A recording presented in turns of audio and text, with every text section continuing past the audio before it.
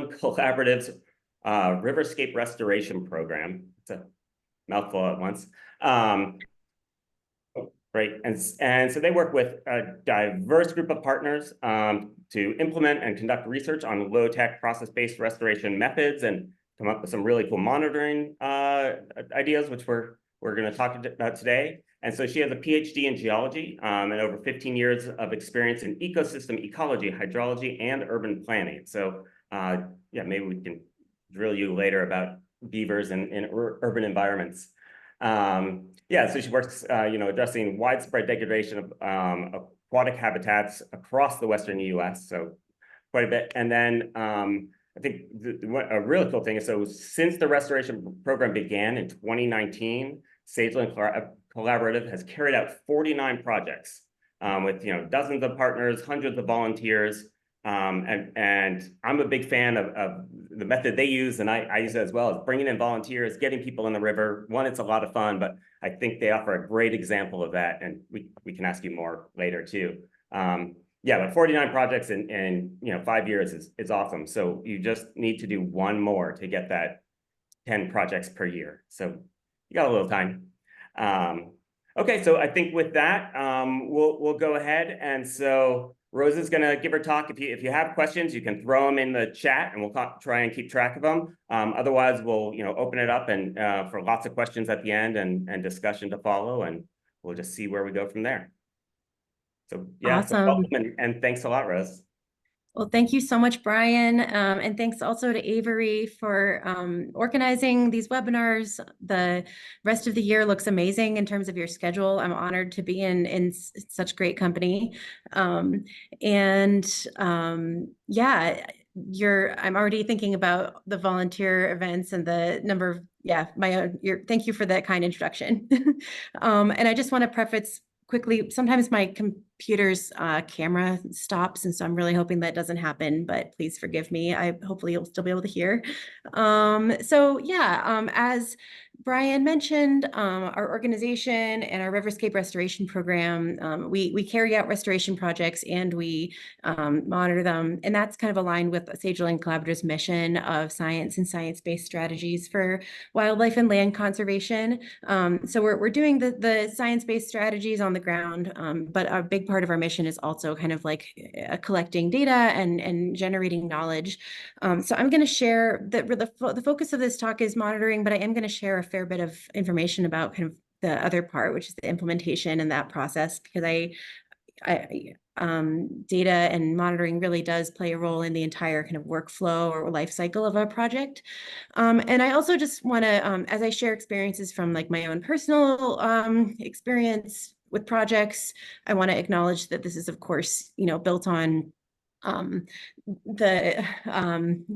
riding on the coattails of, or built on the mountain of work that's been done by many partners. And so there are a ton of resources out there for any of you all who want to learn more about low-tech process-based restoration, wherever you are in that journey. A lot of work has come out of USU, of course, so they have a whole like published manual, as well as the Beaver Institute itself, and then different agencies have kind of work groups about living with beaver.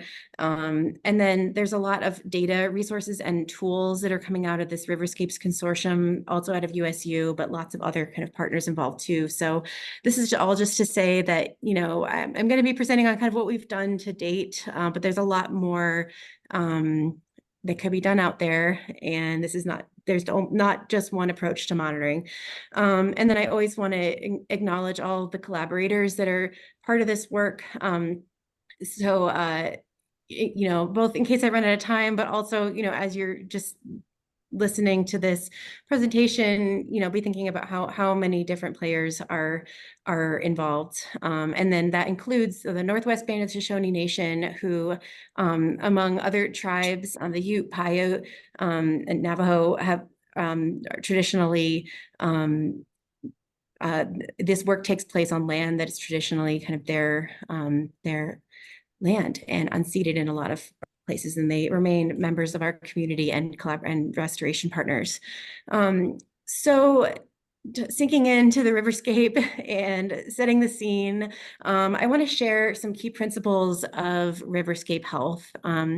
Those of you on the call probably are pretty familiar with beaver dams and kind of the benefits that they have on the landscape. But I always think that just like starting out with a shared kind of understanding of these principles helps us like think about data collection, monitoring, what should be done, what can be done when we're doing restoration.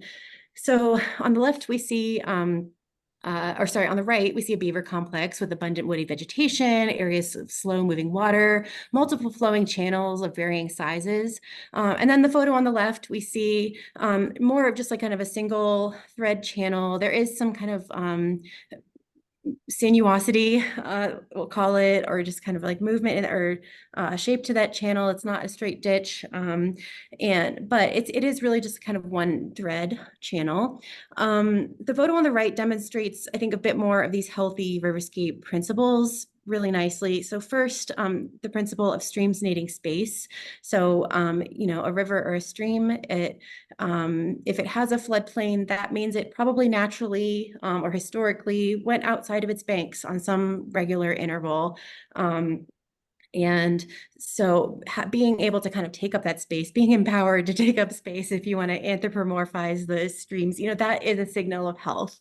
And then the stream on the left, because it lacks vegetation and you can kind of see how like deep and abrupt those channels are, that is a signal that it probably doesn't jump out of the channel very often. And so it's not taking up the full space that it could. The second principle is a little bit more of like a jargon heavy one. So structure and complexity build resilience. So 3 different kind of concepts there in one principle of healthy riverscapes. But essentially what this means is that, so structure first is just kind of anything from actual beaver dams, which is I think what a lot of us think about in the beaver restoration world. But structure can also be just trees that fall down or naturally accumulate kind of wood within the stream channel, or growth of vegetation and like sod and island production, anything from all that to even having large boulders or just like obstructions in the channel. Like structure can just mean a lot of things, but that structure or just like leads to complexity, which is another term for like diversity of habitats. So when you have a beaver dam, for instance, that structure of the dam itself is allowing for a lot of complex habitats behind it. So when you see the beaver dam here, I think it's located right there. You can just see how much like the water gets pushed upstream, but then that kind of propagates all these like complex, different habitats and environments within that small area. And then there's some nice little like kind of side channels that the beavers are creating as they move around. So structure breeds complexity. And then the third term in this second principle is resilience. And so what we mean by resilience can be a lot of different things, but I think about it in terms of, when you think about biodiversity, you think resilience. So the more different species that are in a place, the more kind of different niches they can be taken up kind of ecologically, but then also like the more habitats, the more complex those habitats are, the more the overall picture or the overall scene can be resilient to things like wildfire or droughts or extreme rainfall events, for instance. So like a quick example of that might be during extreme droughts, when you have areas of ponded water, at least there is like a little bit of surface water. Whereas if you just had a straight channel and a drought came, that entire channel would be experiencing the same conditions because it's all kind of in the same form. So that's like briefly why structure forces complexity and then builds resilience into streams and rivers. And then the next one, the importance of structure varies. So of course, not every river looks like the ones pictured here. Some are in deep canyons. Some riverscapes are actually more like wet meadows. So they don't even have a channel or they don't need to have a channel. And so there's just acknowledging that there's a whole wide range of healthy kind of riverscapes out there, and the importance of beaver dams versus wood versus, just like wetland vegetation, low-lying vegetation. It varies depending on your geographic setting. And then finally, inefficiency of conveyance, or inefficient conveyance of water is often healthy. So I really like this one because there's so much talk in the environmental world about efficient water use, and that is, has a place, of course, in terms of like human use of water. But in natural systems, inefficiency is often a signal of a healthier environment. So when water can move more slowly, that means that there can be a little bit more kind of temporary storage of that water, and it buffers the high highs and the low lows of flow conditions. And it also provides opportunities for water quality improvements through like wetland type vegetation or uptake of nutrients, of sediment capture, as well as just healthy kind of habitats for creatures, wildlife that depend on slower moving systems. And so there's kind of like this complexities. We want some fast and some slow moving water in a system like this, but we also want, just in general, we want to promote a little bit of inefficiency in the flows.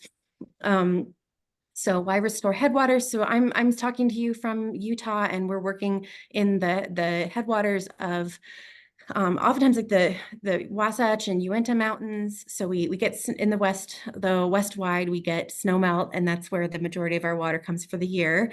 And then that water is, flows downstream, and it either makes it to the reservoirs or it's kind of taken up by, vegetation along the way. And when that snow melt kind of all pulses down at once, that's basically the one chance we have to capture water for the rest of the year if we're talking about the headwaters or the cities and ag systems that need that water. And we don't really have a ton of control over when snowmelt happens or how quickly it happens. But what we can control as people managing the landscapes is how resilient our valley bottoms and our stream corridors are to those variations in flow conditions and precipitation. So when 70 or more % of wadable streams are in poor condition, that means that they've lost the resilience oftentimes that riparian vegetation can provide. And so a lot of times that's happened because beavers have been trapped out across a lot of Western streams. We know from just many of you may know about the BRAT model. It's like a data analysis product that Wheaton et al. Put out in 2024 or 2014, estimating how much beaver presence on the landscape had then how much the current versus like potential presence of beavers. And so we know that they're well below capacity. And then there's this idea of structural starvation. So without trees, without beaver dams, with really fast flowing water, you just don't, you kind of end up in like kind of a negative or a positive feedback cycle of negative consequences. And you just kind of cut down and down into the stream bed.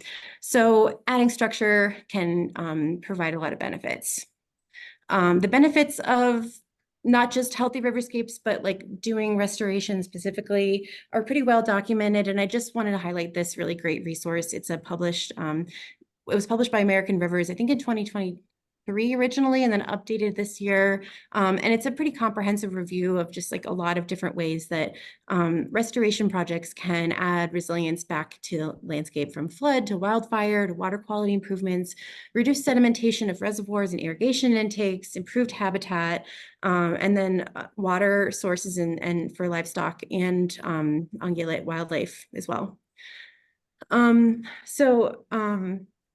I'm almost done with my intro slides about introduction and about restoration, then I'll go into the monitoring, I promise. But for those who maybe are less familiar with low-tech process-based restoration, it's basically a set of tools that can be used to rebuild structure and resilience into the landscape. And so it's using low tech means we use hand tools, not heavy equipment. So we have a light touch on the landscape. We're not like driving through the valley bottom to get to a site where kind of carrying materials. Process-based means that our emphasis on restoring natural processes and not necessarily the form. And then restoration, of course, is of the structural elements within a stream that can catalyze those processes rather than restoration of some idyllic kind of end goal, if that makes sense. And the broader end goal of these projects is to have a healthy riverscape that matches those principles I talked about earlier.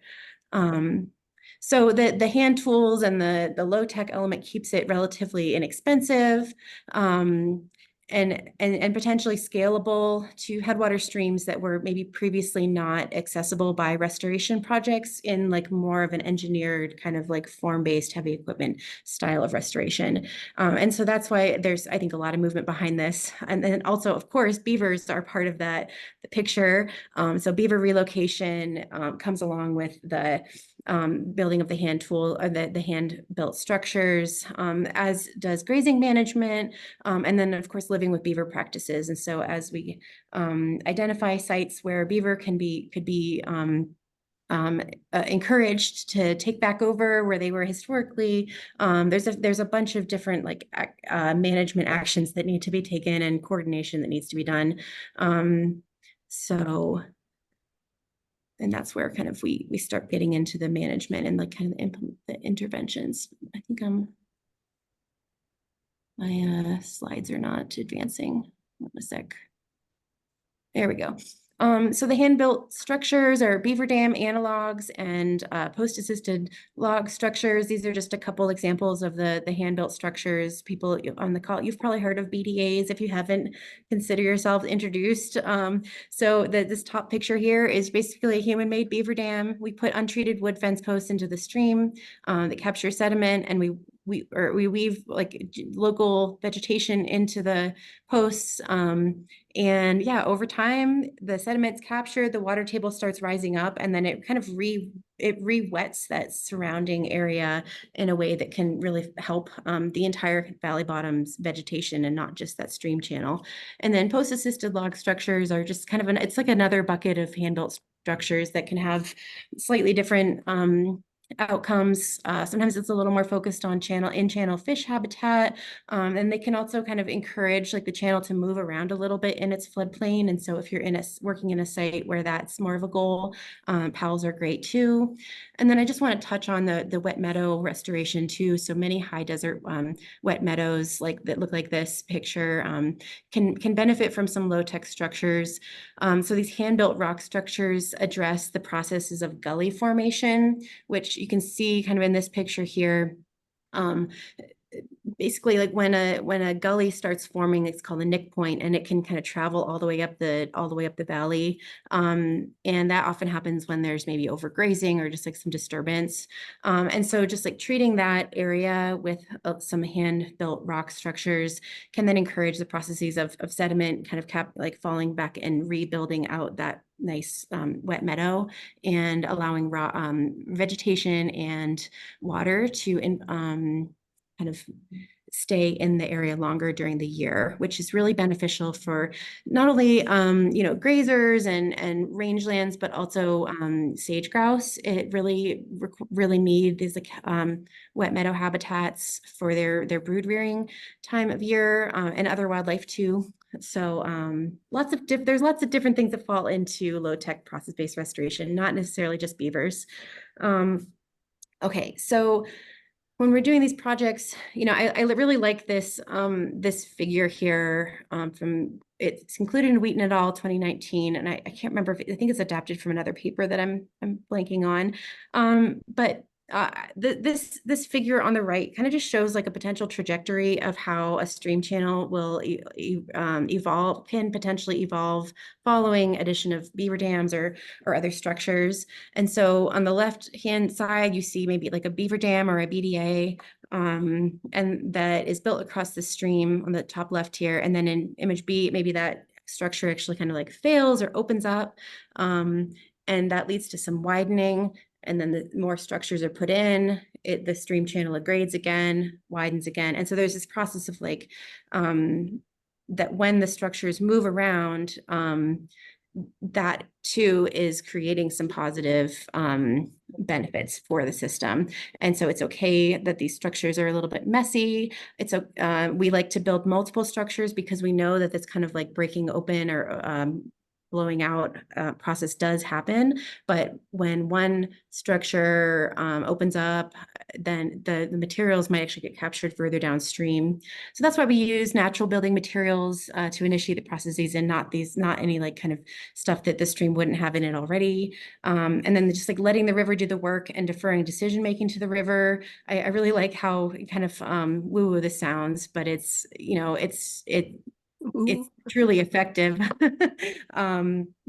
In that we don't know what the future flow regime is of rivers and streams. We only know what we've seen in the past, right? And so with climate change, with the differing precip patterns and snowmelt patterns, like we can't predict for every single site what the future form of a channel should be. And so instead what we do is add the structures and let the system decide and sustain those processes.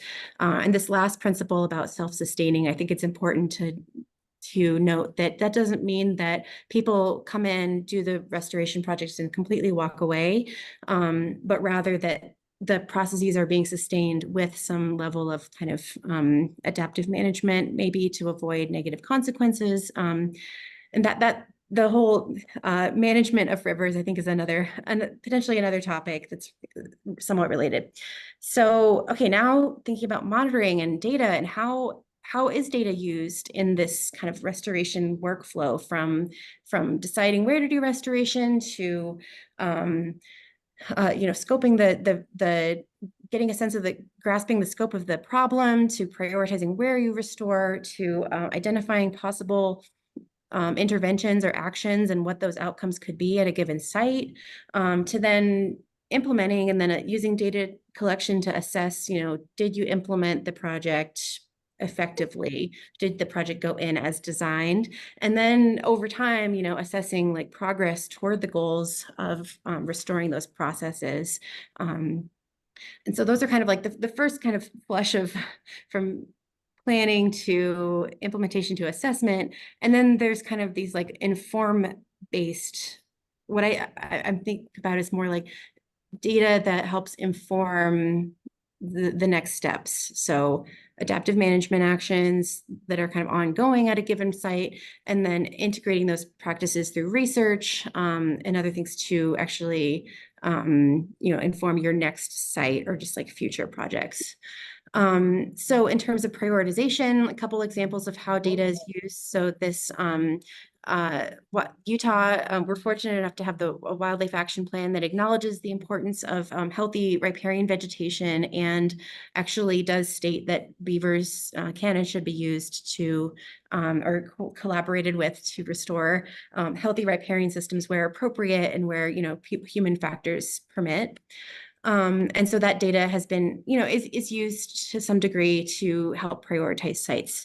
And then another example is in Utah, the Bonneville cutthroat trout is a really important species of conservation concern. And this study led by Trout Unlimited, they carried out this conservation success index analysis essentially, and noted some key areas where there were either kind of really high quality or high population integrity of the species, and where they were kind of surrounded by maybe like low to like stressed habitat conditions. And that kind of pointed a lot of effort toward this part of Utah, which is just kind of north and east of Salt Lake City. And some other data sets that are used in restoration geared toward Bonneville cutthroat trout in particular include a barrier assessment that Trout Unlimited and the state of Utah carried out. I think ongoing, but a couple years ago was a big push to assess like movement barriers. And then we also have a really great kind of growing database of stream temperature data in the state as well, that can help identify where maybe we're reaching threshold temperatures for trout. So all that's just to say, like, data goes into the scoping and planning. Data is not the only thing that goes into scoping and planning. Of course, the partnerships really matter, and just like the potential for positive outcomes, I think is also based more on just kind of first principles of what the site could look like based on geomorphology and just like the amount of space you have. And then the built environment, of course, is a consideration. Okay, so that's kind of like the lead up to like doing a project, putting it in the ground. And so now you have a restoration project, how to monitor it, how to actually assess how things are going. So I've kind of broken this up into like assess versus inform. Because that's the way I've been thinking about it. It's not the only framework for monitoring. But the first flush of monitoring that we often do is kind of like assessing. So we take before and after photos of all of our projects, and we try to get a before and after photo of every structure. But we also have some habitat change metrics. We have the rapid stream riparian assessment that I'll talk about. And then opportunistically, we also work on research projects, and so I'll share a couple stories from that. And then our monitoring really, beyond just like the sciencey kind of numbers element, is really, I think the biggest impact is just being able to share images and storytelling about the projects and kind of what it means on the ground and what it means for the people and the culture of restoration. And then kind of moving, and then one of my goals with monitoring is to kind of be moving more in the direction of like monitoring that specifically informs management of a site and helps support other like the stewards of these lands as they want to figure out what the next management like step is. So we have some intervention specific performance measures. So we look at like individual structures, and then we've kind of built out like a little decision support framework that will take the it's just basically like a field form that takes the structure-based value, like the observations in the field, and then like you can calculate kind of some things that help you determine what to do next at the site. And then the kind of final tier of this that I'm going to talk about is how to get from kind of just like generally monitoring the habitat to then what would be the next steps for some taxa specific actions like at a site after you restore. And I just want to spoil this for you and say I don't have all the answers on that one, but we just have some kind of threads that we're starting to follow. And so the rapid stream riparian assessment is our kind of standard. What Sageland uses is a standard kind of habitat assessment. So we do this.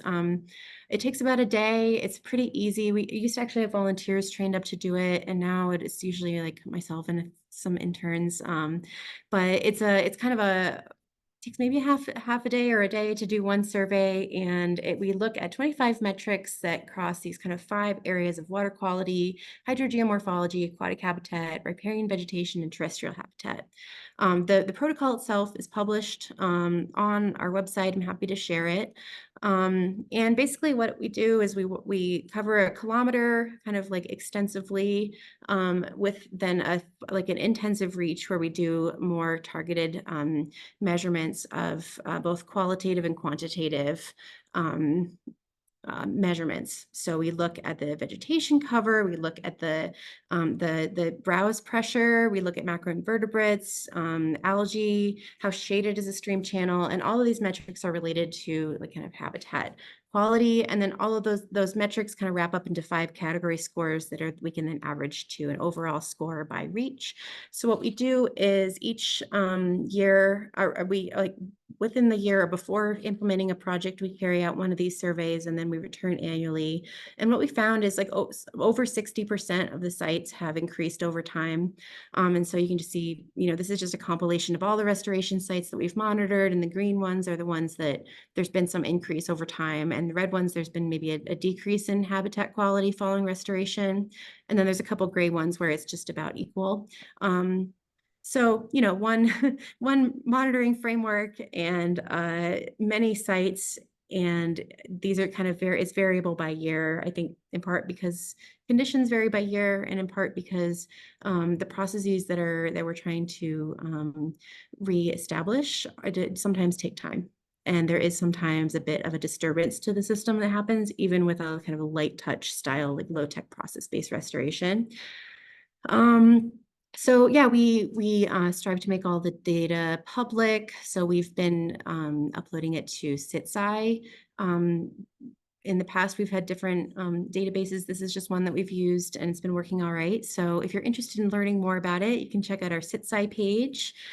And then I'm going to talk a bit about some more like more opportunistic research-based monitoring studies that have happened in the Weber watershed. So you can see for reference, this is Great Salt Lake. The Weber is one of 3 large rivers that flows into Great Salt Lake.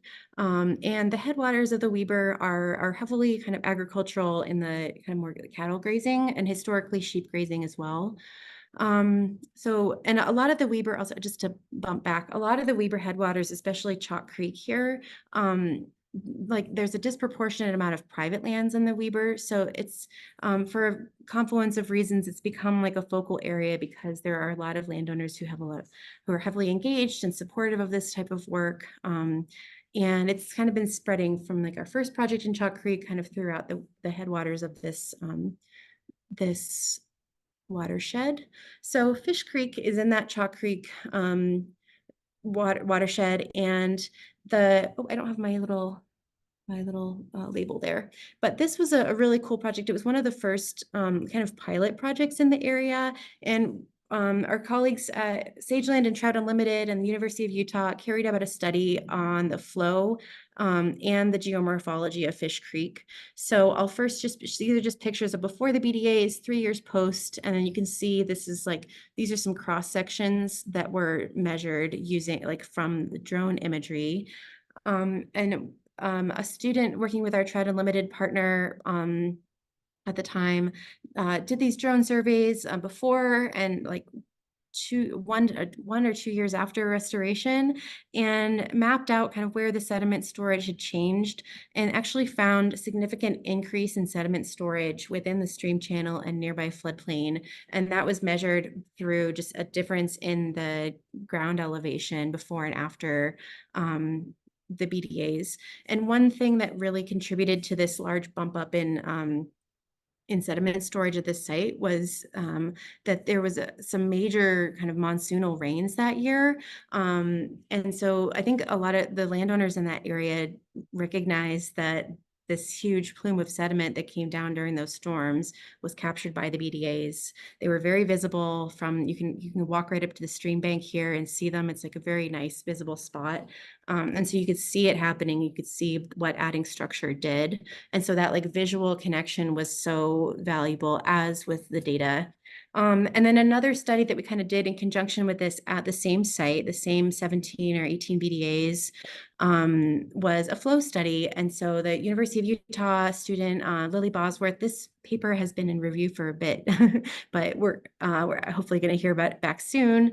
I'm excited to publish it. But this was an actual kind of experimental design was developed here before and to measure flow and groundwater elevation before and after the BDAs were installed. And so Lily measured flow continuously and then also got continuous groundwater elevation data. And what she found was that in the BDA impacted reach had just downstream versus further upstream, there was no measurable change in flow before or after the BDAs, or kind of upstream versus downstream.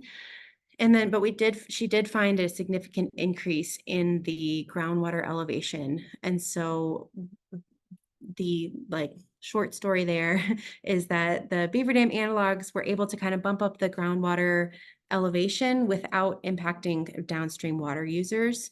And that small increase in groundwater elevation that you can see in this graph here, so it's before and then after the BDAs were built, these are kind of the groundwater well data.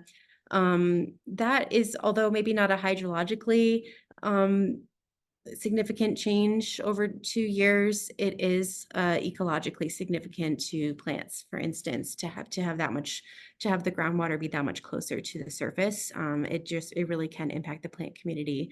And this was just really immediately before and immediately after the project. So eventually, hopefully some of us will be able to do a kind of a follow-up several years on now, to see how much more the system has changed.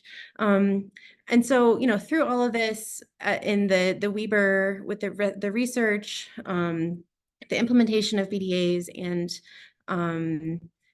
and just our monitoring with photos, we've been able to share some positive stories and really celebrate the way that the communities come together to increase the resilience of their streams. And I think that this, to me, is like, even though I'm a scientist and I love the data and the spreadsheets, the sharing of the stories has become like really one of the most impactful, important things that we can do. And so we had a workshop in 2022, and we're hosting another one in the area this year, just to kind of continue that on. But going from that community that we work with in that area, being able to better inform them about what is happening on the landscape and like what to keep their eyes peeled for, and what the next best steps are on their land. We've kind of moved toward more of this in monitoring to inform decisions. So because some of the folks whose land we build BDAs on, they want to have us out there maintaining them all the time, right? Or they want beavers out there, and they want to see what the next step is. And so this this like structure-based framework helps kind of inform some of those things. And so what we have basically is like a decision tree around what is the structure doing? Does it need maintenance? Is it doing what it's intended to do? Is it capturing sediment if that's the goal? Has it swung open has a beaver dam analog kind of swung open like a gate? And if so, is that causing negative consequences, or is that actually okay? So here's an example of where the river decided that this beaver dam analog crossing this creek here it should be opened up. So it swung open here. And what we saw was actually like that movement of the structure. It's not causing any harm, and it actually was creating this like diversity of like cobble habitat, and like a little bit of like a refuge for younger fish, to kind of a resting area for fish to hang out. And we saw some fish hanging during one of our surveys. So we saw that and thought, wow, this is great. Like, we didn't know that that's what needed to be there, but it's working and it's not causing any harm. And then some other decision-making points might be, where this one, maybe it needs maintenance because the stream has kind of widened, and sediment's not being captured by it anymore. This one, the sediment has actually filled to the top of the BDA to the point where, maybe more structures are needed. And then, pending a few considerations, maybe beavers are ready to be reintroduced. And so just having this, like, taking the monitoring that we've done and just translating it slightly into a bit more of an action-oriented framework has really helped us to figure out, like, okay, how do we communicate what needs to happen next with landowners and or like funders if we need some more resources to carry out the restoration projects. And another thing that's really nice about this structure-based protocol is that it links the changes that we're seeing on the landscape directly back to like the theory of how the riverscapes should move about. And so I'm not going to go into this, but just to point out that there is like there are geomorphological principles that go into this. And so from the scientist / like project manager's perspective, it's nice to know, okay, here's where we are there are processes underway, and here's where we are in that kind of trajectory toward like having a healthy riverscape. And so it's kind of a nice like process marker in that way as well. So I'm just going to show a few photos now and kind of talk through what these structures look like, maybe 1 year on from building them, and just some of the notes that we took after doing one of these surveys. So here's a pre-BDA of a creek around Salt Lake City. It's not quite an urban creek, but it is affected by urban runoff. So here's a before, and then we built a beaver dam analog, and you can see that there's a fair bit of sediment being captured behind this one.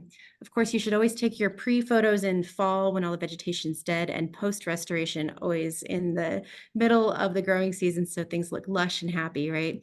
So maybe some minor maintenance could help to continue like a grading and capturing sediment here, but overall it's looking okay. Here, the BDA has led to some significant widening of the channel, and so this is before, and this is directly after, and you can just tell based on the size of the vegetation how much it's widened. You can see that this like side of the channel has actually slumped down, but if we did want to continue building the channel back up to connect with this floodplain, then we would probably want to do some maintenance here. And then this one has completely blown out. So in this one, I think do we want to rebuild what was here, or was this maybe not a good placement choice on our part? And another one here, the BDA has kind of swung open, but it's actually leading to some nice, like, it's actually encouraging some movement of the channel. So it's making the channel becoming less straight because the way that things are eroding, and this vegetation here is going to like sink down and actually help kind of reconnect some things. And so that's, you know, it's kind of messy, but it's and a bit of interpretation goes into it. But I think these kind of before and after photos can help like us as practitioners and our partners on the landscape kind of decipher what to do and how to interpret kind of these like mid-stage restoration projects where we've added the structures, but we don't have a fully connected healthy riverscape yet. So what's in between here?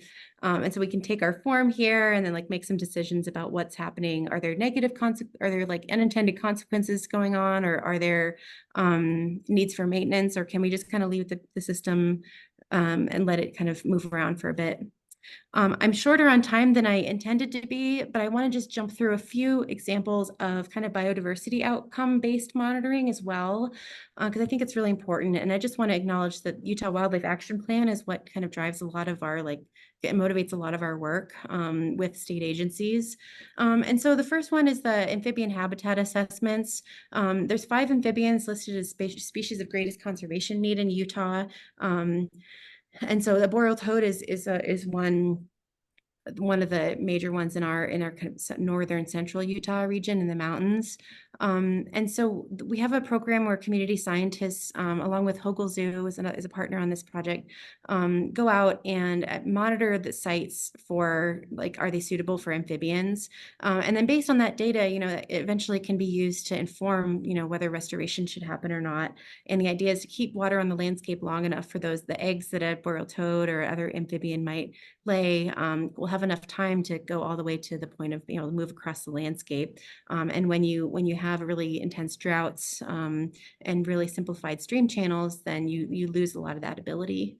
Another one is Utah pollinator pursuit. And so we have community scientists out on the landscape on public lands anyway, monitoring milkweed and logging observations of monarch butterflies and bumblebees.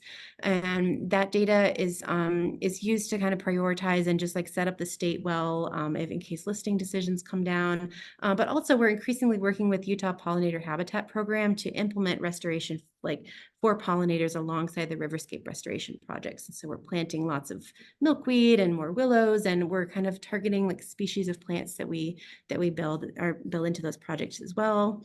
I thought I had a link here for Beaver Relocation Ecology Center, but it's looking like a different image in this slide. But just acknowledging that USU's and Beaver Ecology and Relocation Center has done a ton of work on supporting like not only the movement of or relocation of beavers, but also the research that goes into that and trying to determine, you know, what are some best practices for that.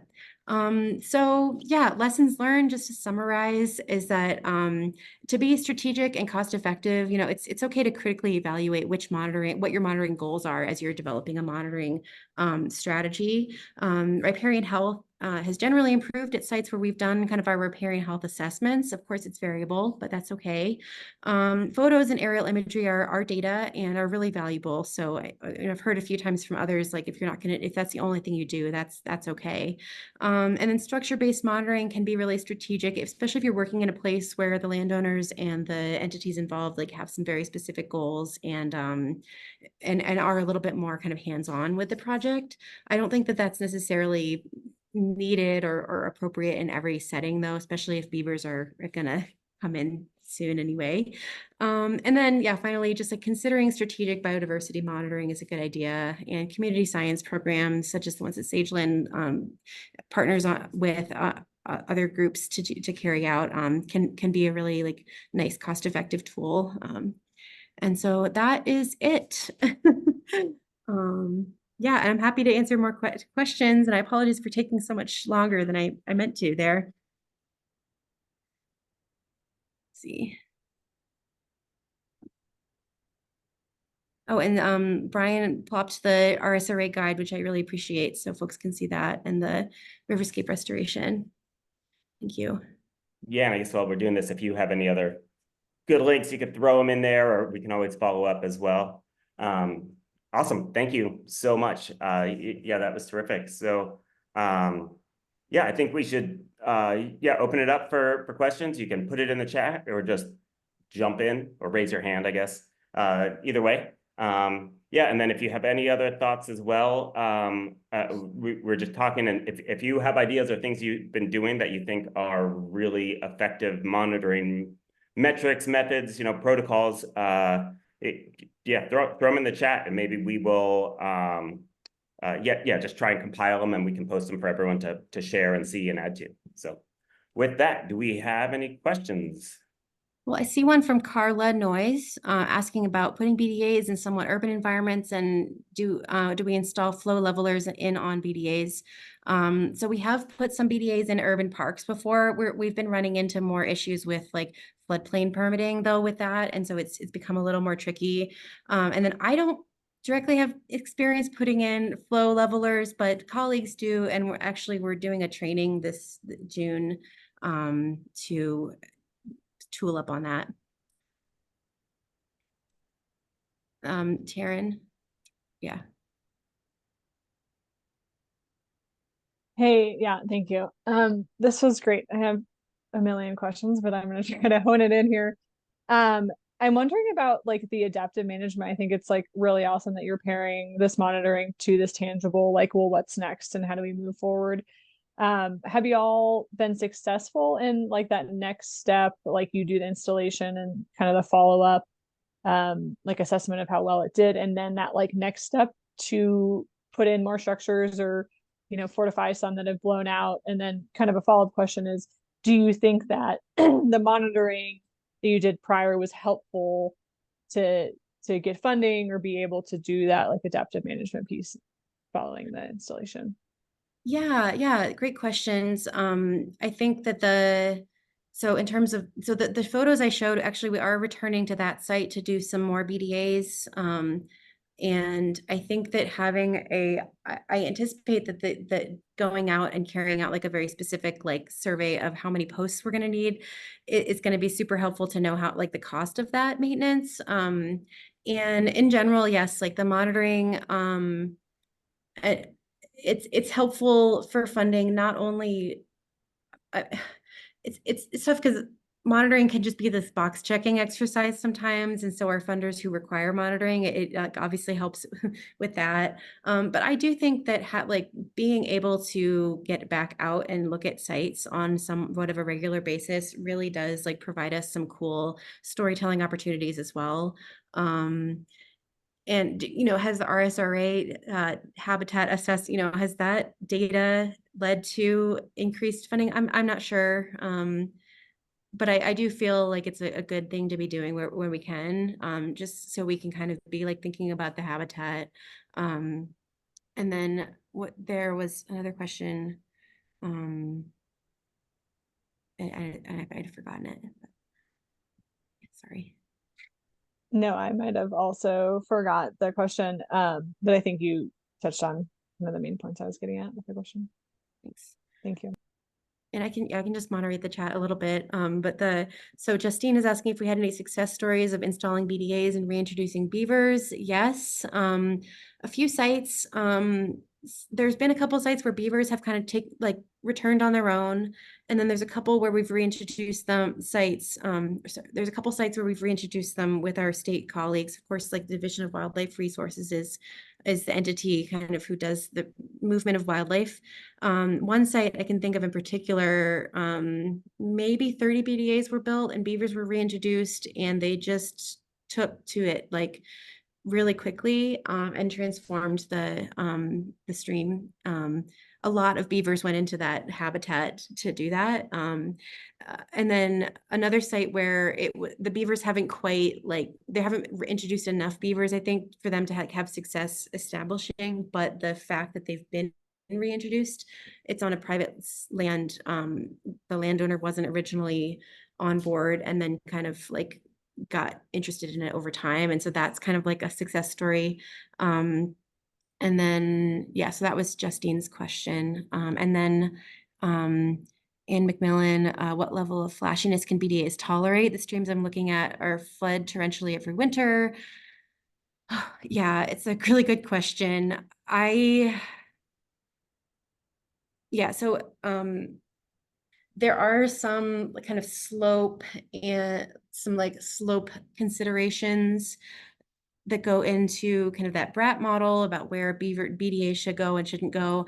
And yeah, this concern about a sunk cost, it is a real one.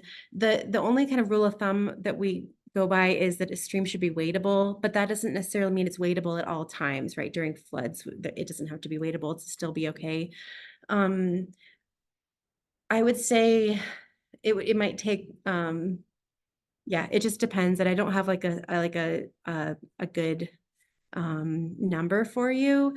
I will say that we've put BDAs in extremely flashy systems, and they've either gotten blown out completely or they've been buried by sediment. But actually, I think that if they weren't there, that they were kind of sacrificed for good, if that makes sense. So the cobbles and kind of like the stuff that buried the BDAs was spread out in a way that I think if that resistance to the high flood wasn't there, it would have maybe scoured out more. So yeah, buried is a good outcome too.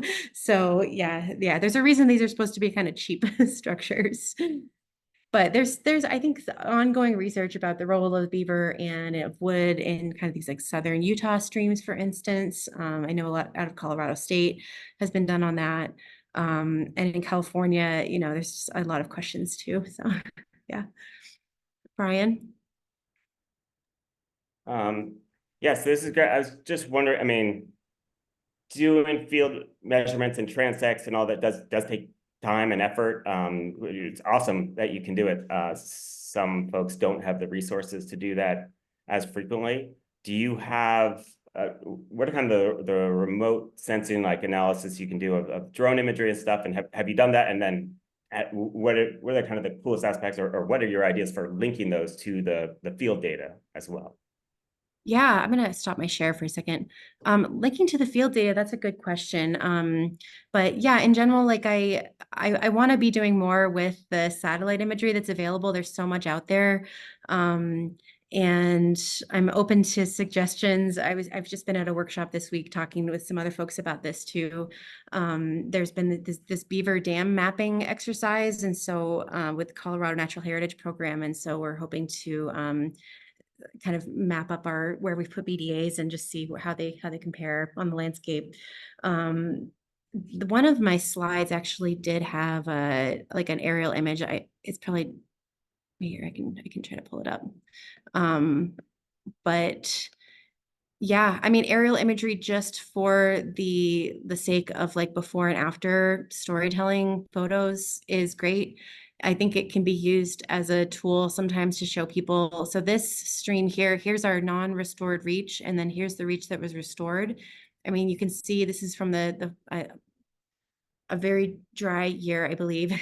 It's just Google imagery, and you can see how much wetter and greener this stretch is, where a single Beaver Dam analog actually kind of like rerouted the stream channel and caused this like flow across the wetland that hadn't been hydrated in a long time.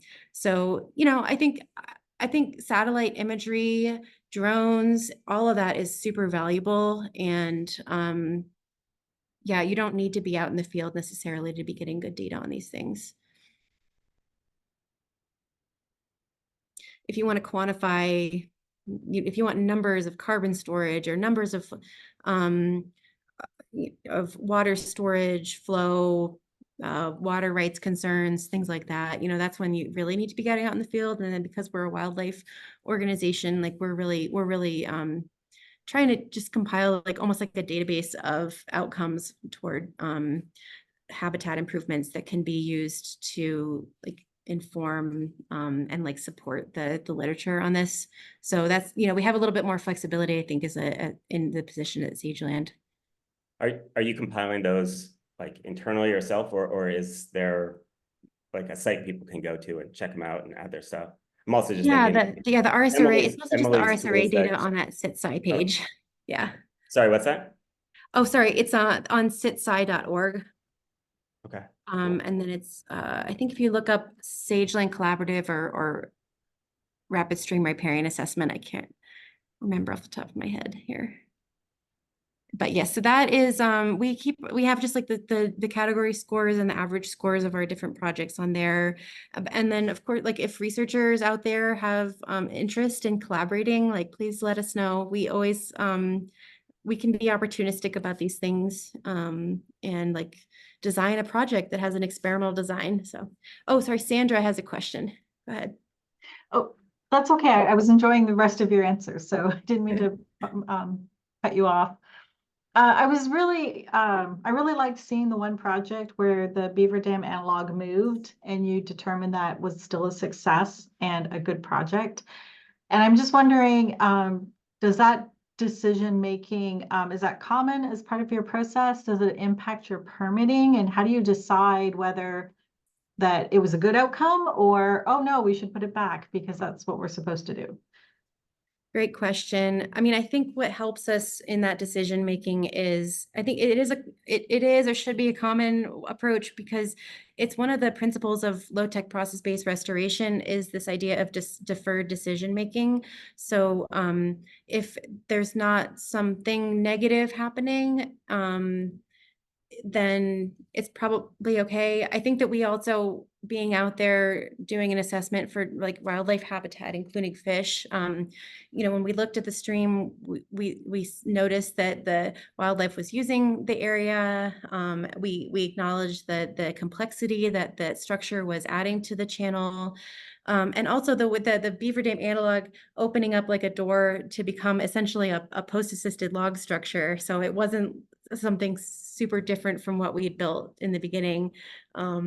And so, you know, there's not an engineering element to this necessarily. It's not like a rocket science. It's just more like tinkering, I guess. So, yeah. But yeah, hopefully others who do this have that that perspective. And then you know, but when there are like a lot of times sediment retention or capture is the goal. And so if all of our structures are clearly like not, or if none of the structures in a project are holding sediment, you know, we need to either kind of reevaluate the project as like conceptually or do some maintenance and see if that works. So, yeah.